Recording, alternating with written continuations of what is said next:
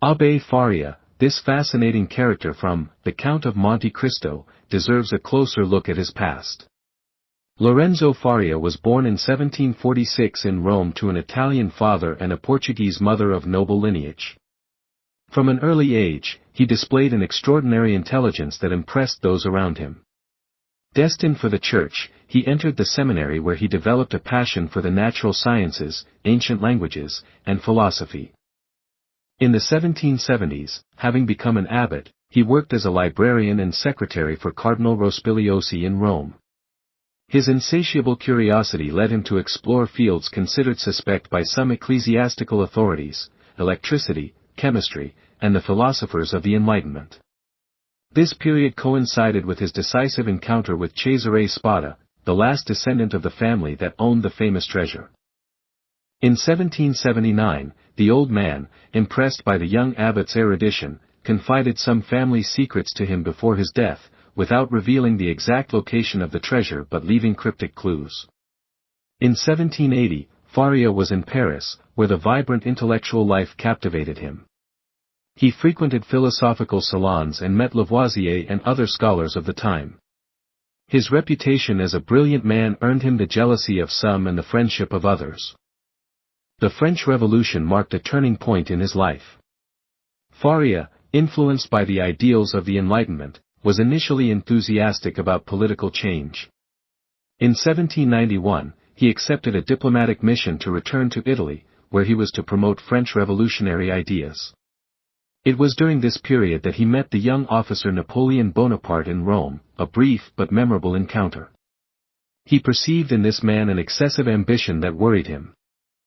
In 1794, while the terror was in full swing in France, Faria made the fatal mistake that would land him in prison. During an audience with Pope Pius VI, he advocated certain ecclesiastical reforms inspired by French revolutionary ideas. Denounced by a conservative cardinal as a dangerous agitator, he was arrested upon his return to France. The plot was perfect. Accused simultaneously of being a papal agent by the revolutionaries and a revolutionary by the papal authorities, he was imprisoned without a proper trial at the Château d'If in 1795. The first years of captivity were terrible. Faria, accustomed to intellectual stimulation, almost descended into madness. It was his immense culture that saved him. He recited entire texts from memory, solved mathematical problems mentally, and reconstructed scientific experiments by thought. After 3 years, he began his tunnel. Every day, with infinite patience, he scraped away the stone. His project gave him renewed hope and structured his time. The years pass, marked by minimal progress and discouraging collapses of his tunnel. He often thinks back to his last conversation with the dying old Count Spada. He relives it and searches for what he missed. He sees himself again, summoned to administer the last rites, standing at his bedside in a darkened room of a decrepit Roman palace. A special relationship had developed between the learned abbot and the ruined scion of an illustrious family over the years. Lorenzo, the old man murmurs, weakly grasping Faria's hand, "You are the only clergyman I can stand, because you are a man of science above all." Faria smiles sadly. "Count, I have come to bring you comfort." "I have no use for the comforts of the church," Spada interrupts with sudden vigor. "Listen to me instead. You know the story of my family, of our lost wealth. The Spada treasures? They're spoken of throughout Rome as a legend." The old man's laugh turns into a cough. "Not a legend. My ancestor Cesare Spada was smarter than people think. The Borgias wanted his fortune, they poisoned him, but..." His breathing becomes labored. Faria hands him a glass of water. "His will," the Count continues, "wasn't what it seemed. I spent my life searching, too old now." He gestures weakly to a piece of furniture. "In the drawer, a breviary. Take it." Faria obeys and discovers an old book with yellowed pages. "My ancestor annotated it, but the ink has faded. I failed to understand." The old man shakes Faria's hand. "You have the right mind, perhaps you'll see what I haven't seen." "Why entrust this to me?" Faria asks, troubled. Because you seek knowledge for its own sake, not for power. If you find this treasure, use it wisely. These were his last sensible words. Faria, distraught, took the breviary with him, not yet imagining how much this legacy would influence his destiny. For this breviary, although he didn't have it in his sad and cold cell at the Chateau d'If, he knew it by heart. And the time to understand what he knew was something he possessed in great abundance. During these long years of captivity, Faria refined his understanding of the Spada treasure, mentally deciphering the clues, constantly returning to his conversations with old Caesar. The isolation allowed him the exceptional concentration that finally made him understand where the treasure was. After 15 years of imprisonment in the icy dampness of the Chateau d'If, Abbe Faria learned to distinguish the different guards by their footsteps. In 1810, the one approaching that day was Antoine, the most talkative, the one who sometimes lingered.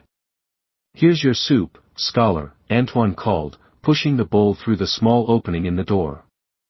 "Thank you, Antoine," Faria replied with a courtesy that intrigued the guards. "How is your son?" Antoine seemed surprised. "You remember that?" "He's better, his fever has subsided. I told you the vinegar and water compresses would work." The guard leaned against the door.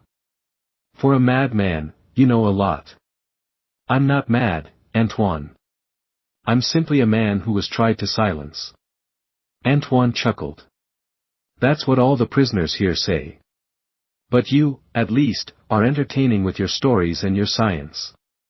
Faria approached the door. "Tell me, Antoine. I heard strange noises last night.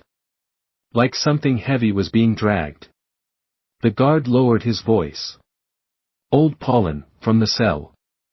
Died in his sleep. Lucky, if you ask me." "What did you do with him?"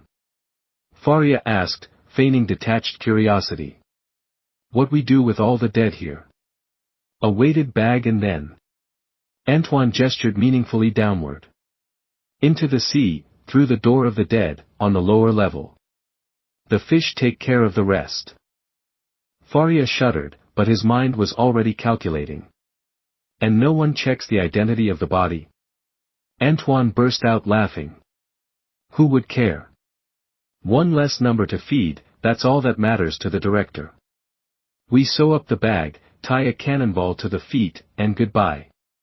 Come on, I have to go before anyone catches me chatting." Left alone, Faria pondered this information for a long time. He was too old and weak to take advantage of this loophole himself. But perhaps one day, someone else might. It was in 1811, after 16 years of solitude, that his tunnel led him by mistake to Edmond Dantès' cell, an encounter that would change both their destinies. These conversations, etched in his memory, would later become crucial elements that he would share with Edmond Dantès, thus laying the foundations for one of the greatest and most famous revenges in literature.